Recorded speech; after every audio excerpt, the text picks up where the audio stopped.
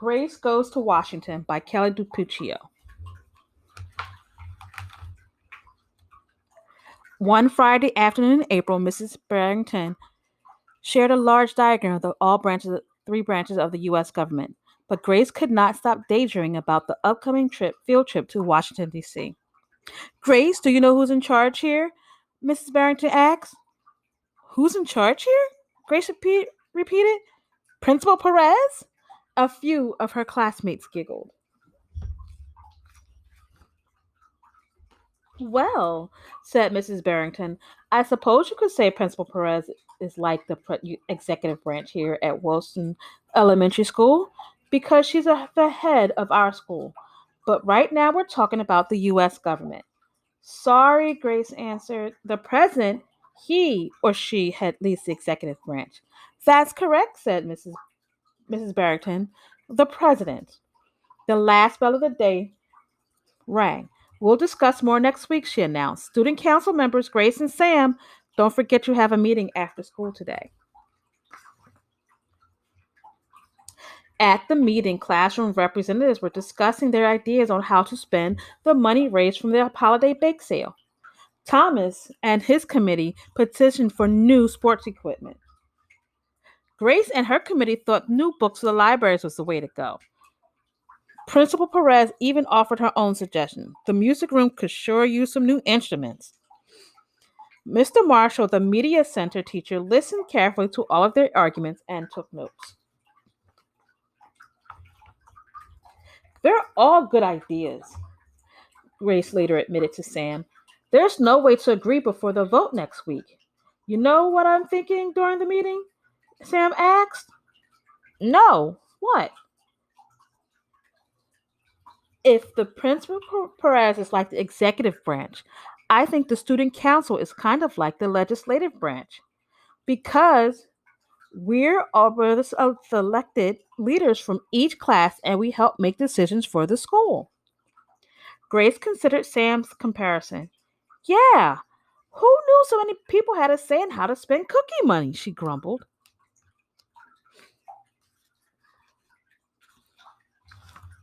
The following day, Grace could hardly contain her excitement. It was field trip day. As the bus drove down Pennsylvania Avenue, cherry blossoms dotted the streets like pink pom poms. Grace and her classmate visited the Lincoln Memorial, the U.S. Capitol, where the legislative branch meets,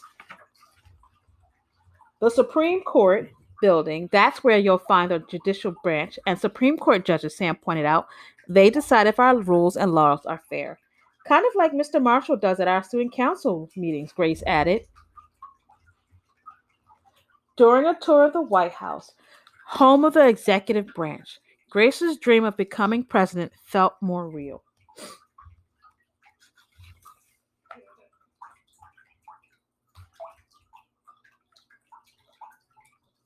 Their final stop of the day was the Martin Luther King Jr. Memorial. Grace studied the words engraved on the monument.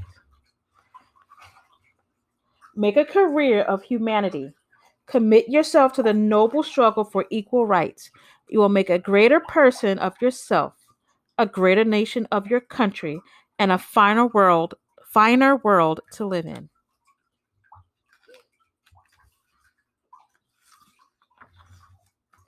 At recess the next day, arguments about what to purchase for the school got more heated. Look at this crummy basketball, Clara complained. It's practically worthless. At least you have a ball, Fletcher groaned. There are the two new books in the Ninja Wizard series, but our library doesn't have either one. Hannah lobbied the loudest for the new instruments. Well, I, for one, am sick and tired of playing the recorder in music class. Principal Perez is right.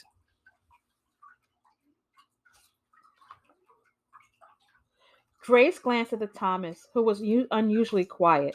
She looked past him to see who he was staring at. Grace didn't recognize the boy sitting all alone. He must be new, she thought. He looked kind of sad. Just then the bell rang and the students scattered. Wait, Grace called out to the boy. You forgot something. Grace handed him his sketchbook. I like your drawing, she said. Thanks, said the boy with a smile. Grace caught up to Thomas in the hallway. I have an idea, she said. A few days later, the student council's last meeting of the year was being called to order. Excuse me, Grace interrupted it. Before we vote, Thomas and I would like to introduce you to someone. This is Amon. He's new to our school. We'd like all of you to consider one more option for how to spend the bake sale money. Together, they rolled out a big poster. The Friendship Mall, Thomas said proudly. Amon helped design it. It's a place where you can go at recess to let other students know when you need a friend.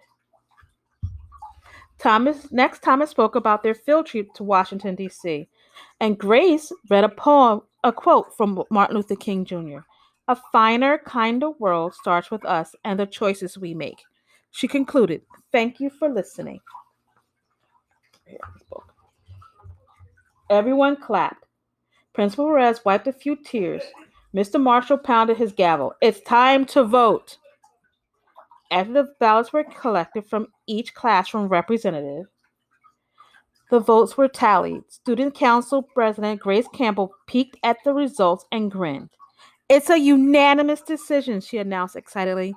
All members are in favor of the Friendship Mall. The room was filled with happy cheers.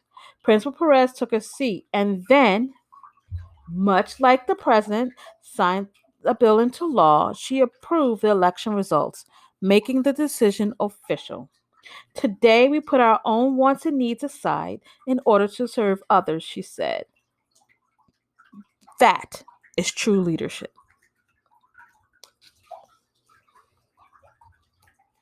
This time, everyone agreed. And here's our author's note.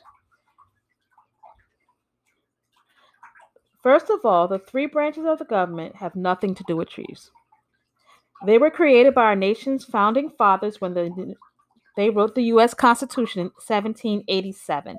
Each unique branch was designed with its own set of responsibilities, but they all work together to help govern our country. Let's take a closer look at what the three branches and some of the jobs they do. Number one, the executive branch. The President of the United States leads this branch. The President has the power to recommend new laws, reject laws, and sign bills into laws. He or she is also in charge of our armed forces. That's the Army, Navy, Air Force, and Marines, which is why sometimes we refer to him as the Commander-in-Chief. 2. The legislative branch. This branch of government is comprised of Congress. Congress is made up of two groups, the House of Representatives and the Senate. We talked about that in Gracie for President. These elected officials are our state representatives and senators. Their job is to pass bills and make the laws for our country. The legislative branch also has the power to reject president's rulings, and they can vote to remove the president from office. Number 3, the judicial branch. This third branch is made up of the highest court in the country, the Supreme Court. There are 9 Supreme Court judges called justices. They do not make the laws. They make decisions about laws to determine if they are fair based on the Constitution. The executive branch and the legislative branch are elected by the people. The judicial branch is chosen by the president and approved by the Senate. You might be wondering why we need 3 separate branches of government instead of one big branch. The Constitution created systems of checks and balances to prevent one branch from having too much power. We call this the separation of powers. This is very important future in the way our democratic government operates because it keeps the system fair and just, and it protects the rights of the people. While many of you while we're reading this, y'all are too young to vote for the leaders who represent our country and make our laws. You are never too young to get involved. You can become a leader in your school or in your community like Grace. Your voice matters. You matter and you can make a difference. Now, your job right now is to think of something you would like to have changed in the school. If you remember this story, your executive branch would be Mr. Pennyot. So, what you're going to do is you're going to create a bill. Okay? Hold on. I'm just a bill. Remember the song? Sitting up on top of the hill. Or, wait.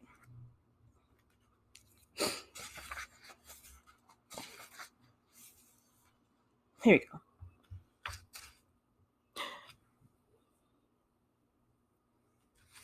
I like this one. We might try this.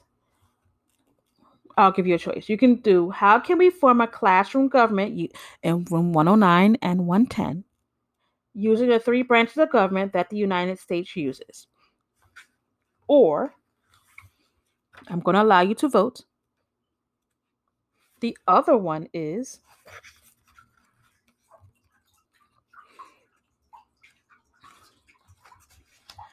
how can we create a bill that helps people and help it become law? Those are your two choices. How do we create a classroom government with 109 and 110 using the three branches of government? Or how can we create a bill that helps people and help it become law?